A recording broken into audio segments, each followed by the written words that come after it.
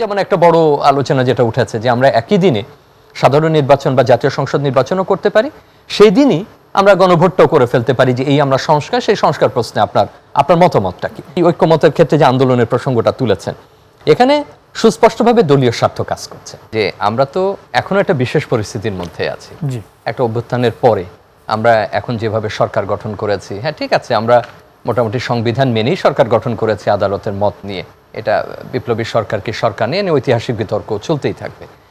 কিন্তু বিশেষ সময় বা বিশেষ অবস্থা কিন্তু দীর্ঘস্থায়ী হওয়া উচিত না, এটা থেকে বেরিয়ে আসাটাই হচ্ছে প্রধান কাজ। এবং এটা আপনি যত বিলম্বিত করবেন তত সংকট বাড়বে, রাজনৈতিক সংকট বাড়বে, সামাজিক সংকট বাড়বে। এখন সংবিধানের যে আলোচনা আছে, সেই আলোচনা এমন হতে পারে একদম 360 ডিগ্রি ঘুরে যেতে পারে, বহু রকম সমস্যা দেখা দিতে পারে।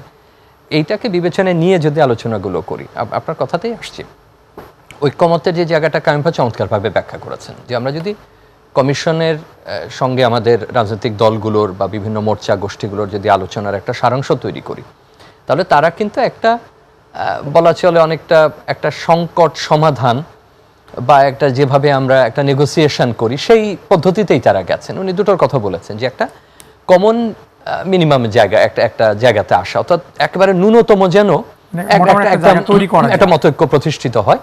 আর একটা হলো যে জায়গাগুলোতে আমাদের মত আছে কিন্তু পদ্ধতিগতভাবে আমাদের মত নেই, আমরা তো একমত হতে পারছি, কোন পদ্ধতিতে করব সেটার ব্যাপারে আমাদের হয়তো বিভিন্ন রকম ধারণা রয়েছে, সেগুলোকে আপাতত সরিয়ে অন্তত মতের জায়গাটায় আনা, এটাই তো দুটো প্রধান।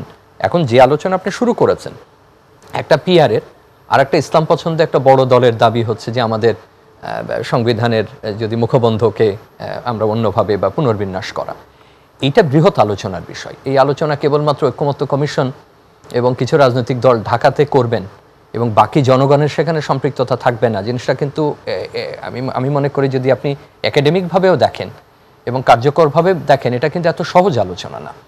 আপনি এখানে এই প্রসঙ্গে আপনার কথা সূত্র ধরে বলি যে আপনি যেটা বলছেন যে তারাও কিন্তু অনেক দল বলার চেষ্টা করছে এই প্রসঙ্গে প্রয়োজনে গণভোট হবে। আমি আসছি ওখানে। পৃথিবীর বহু দেশ তার সংবিধান পুনর্মূল্যায়ন করেছেন এবং সেটা যে খুব সহজভাবে সবখানে হয়েছে তাও কিন্তু না। আপনি ফ্রান্সে একাধিক রিপাবলিক হয়েছে, সেটার ফলাফল কি হয়েছে যে কোনো ইতিহাসের সাধারণ পাঠকে সেটা জানেন। কিন্তু মনে রাখতে হবে যে আপনি একটা যুদ্ধের মধ্যে দিয়ে, একটা জন অংশগ্রহণের মধ্যে দিয়ে আপনি একটা সংবিধান রচনা করেছিলেন। সেই সংবিধানে কিন্তু আপনি যতই বলেন যে একটা বিশেষ সরকারের সময় তাদের মতের প্রতিফলন ঘটেছে, আপনি বলতে পারবেন না যে জনমতের একেবারে প্রতিফলন ঘটেনি, জনসম্পৃক্ততা সেখানে ছিল না। অতএব সেই ধরনের একটা রাষ্ট্রের যে সংবিধানের যে গঠন বা তার যে প্রিয়াম্বল, সেইটা আর যারা নেগোসিয়েটে রয়েছে স্বাধীনতা নিয়েছে, অনেক ফরাসি উপনিবেশ থেকে বা ব্রিটিশ উপনিবেশ থেকে, তাদের অভিজ্ঞতা কিন্তু একরকম না।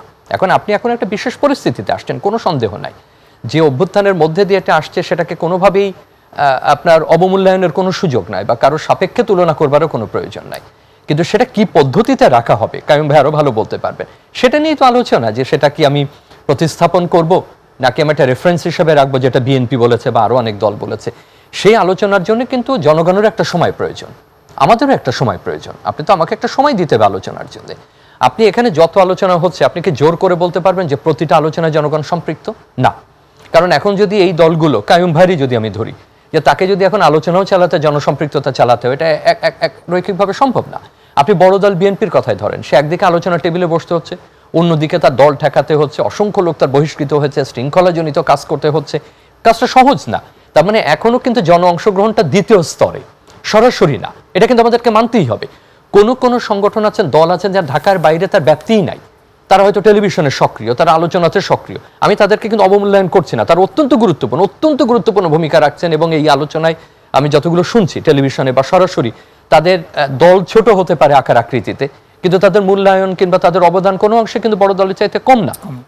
এখন যদি তাকে বলেন যে আপনার 65টা জেলাতে আপনার শাখা নেই, আপনি জনগণের সঙ্গে কখন কথা বলেন, সেটা একটা উত্তর দিতে পারবে না।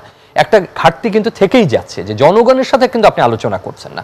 এখন আসেন আপনার প্রসঙ্গে, যে ঐক্যমত দিয়ে যেটা শুরু করি, আমি মনে করি যে এখন কমন গ্রাউন্ডটা খুঁজে বের করা, যে কোন জায়গায় আমরা মোটামুটি একমত হতে পারছি। যে আলোচনা কিন্তু বারবার একটু কিছুটা হলে কিন্তু বেরিয়ে আসছে, সেটা হলো যে জায়গাগুলোতে আমরা একমত হয়েছি সেই কিছু সংস্কার তো এখনো শুরু করা যায়।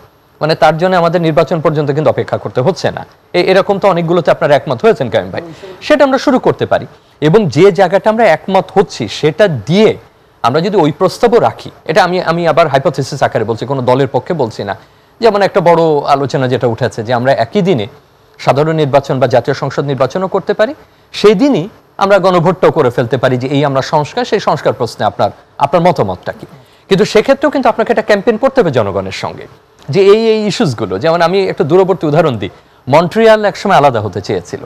তো মন্ট্রিয়ালের জনগণকে আমি যখন পরে প্রশ্ন করেছি যে আপনার যে ওই রেফারেন্ডামের কাগজগুলো পড়েছিলেন, তো একজন বলছেন যে আমাকে এরকম কয়েক দিস্তা কাগজ দিয়ে গেছে, এই কাগজ আমরা কিছুই পড়িনি, আমরা শুধু সিদ্ধান্ত নিয়েছি আমি থাকবো না। তো যারা থাকার পক্ষে তারা থাকার পক্ষে দিয়েছেন, আপনার পক্ষে কয়েকশো পৃষ্ঠা পড়ে আপনার ভোট দেওয়া সম্ভব না। সুতরাং আপনি 27টা দেন, 28টা দেন, 30টা ওখানে এজেন্ডা রাখুন, সেটাও কিন্তু আপনার জনগণের সঙ্গে যোগাযোগ করতে হবে যে এটা আপনি বোঝেন কিনা। এখন জনগণ কি করবে সেটা তার ব্যাপার, সে ইয়েস নো বলবে কি বলবে না। তো এখন আপনাকে তো একটা মডেলে আসতে হবে।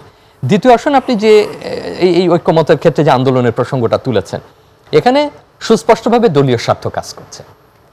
এখানে বিএনপির আগে সরকার গঠন করেছে, বিরোধী দলে ছিল, আন্দোলনে ছিল, অন্যান্য দলগুলোর কোনো না কোনোভাবে সম্পৃক্ততা ছিল, তার অংশগ্রহণ করেছে, হয়তো রাষ্ট্র ক্ষমতায় যায়নি বা দেশ পরিচালনা করেনি, কিন্তু জামাতের এই সুযোগ তো তার প্রতিষ্ঠার পর থেকে কখনো আসেনি। এই উপমহাদেশের 3 দেশের কোথাওই আসেনি, ভারত, পাকিস্তান, বাংলাদেশ কোথাও সেটা পায়নি। এখন এইটা তার জন্য অসাধারণ একটা সুযোগ এনে দিয়েছে। এই সুযোগের সর্বোত্তম ব্যবহার তো সে করতেই চাইবে। অন্যান্য ইসলাম পছন্দ দলগুলোর ক্ষেত্রে একই কথা প্রযোজ্য, যে তারা তো এর কাছাকাছিও কখনো আসতে পারেননি। তারা হয়তো চাপ সৃষ্টি করেছেন, পুরনো দলগুলোর সঙ্গে থেকেছেন, কিছু দাবি আদায় করেছেন, কিছু সুযোগ সুবিধা তারা নিয়েছেন, কিন্তু এরকম একেবারে মত দেব সংবিধানের ব্যাপারে, সংস্কারের ব্যাপারে, সেটা তো আমরা কখনো সেই জিনিস প্রত্যক্ষ করিনি। এখন ধরুন আমি যদি আবারও যদি একটা অনুমিতি হিসাবে ধরি যে বিএনপির জন্য নির্বাচনটা অত্যন্ত গুরুত্বপূর্ণ, তার অনেকগুলো কারণে। এটার এমন না যে কেবলমাত্র রাষ্ট্র পরিচালনা, মানে তার দলের শৃঙ্খলা রাখা, তার একটা অবস্থান তৈরি করা, একটা বড় দলের যা হয় দীর্ঘদিন, সে একটা প্রক্রিয়ার বাইরে। অনেক দল, কাইয়ুম ভাইদের মতো অনেক দলের অবশ্যই নির্বাচনটা প্রয়োজন, কারণ নির্বাচন না হলে এতদিন তারা যা করেছেন সেটা হাতের বাইরে চলে যেতে পারে, খুবই স্বাভাবিক। আপনি ঐক্যমতে গেলেন না, আপনি নির্বাচনের তারিখ রেখে দিয়ে সেটা স্থির করতে পারলেন না, তাহলে কি ঘটে আমাদের মতো দেশগুলোতে? আপনি নেপালের উদাহরণ ভুলে গেলে চলবে না, আপনি শ্রীলঙ্কা, আমি লাইনটা শেষ করি। সেক্ষেত্রে ইসলাম পছন্দ দলগুলোর ক্ষেত্রে আমার মূল্যায়ন হলো, সে যদি আরো 6 মাস অপেক্ষা করে তার ক্ষতি কি? তার তো হারানোর কোনো কিছু নেই। তো এখানে নির্বাচন চাই না, কথাটা আমার মনে হয় যে আপনি যেভাবে মূল্যায়ন করেন, না একটু শেষ করি, আপনি যেভাবে মূল্যায়ন করেন মূল্যায়নটা ওরকম না। বিএনপির জন্য কিছু এসে যায় বড় দল হিসাবে, এমনকি কাইয়ুম ভাইদের মতো বা জোনায়েদ সাকিদের মতো দলের জন্য কিছু এসে যায়, কারণ তারা প্রক্রিয়ার মধ্যে দীর্ঘদিন ছিলেন। তারা ওই অর্থে ইসলাম পছন্দ দল না, তাদের এজেন্ডা ওরকম না। কিন্তু এই দলগুলোর জন্য আরো যদি 6 মাস পরে নির্বাচন হয়, বড় কি কোনো ক্ষতি হবে?